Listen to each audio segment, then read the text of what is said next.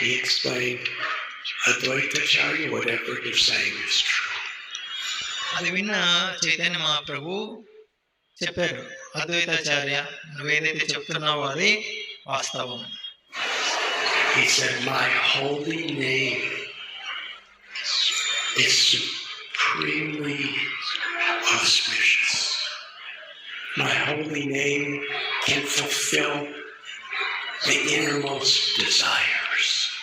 చైతన్య మహాప్రభు చెప్తున్నారు, నా యొక్క పవిత్ర నామం అత్యంత శుభకరమైనది.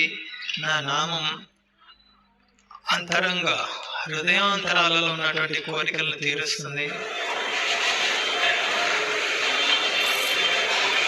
But if one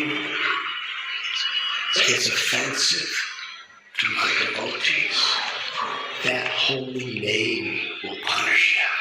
అయితే నా భక్తుల పట్ల ఎవరైతే అపరాధం చేస్తారో అటువంటి వాళ్ళని నా యొక్క నామమే శిక్షిస్తుంది వాళ్ళని.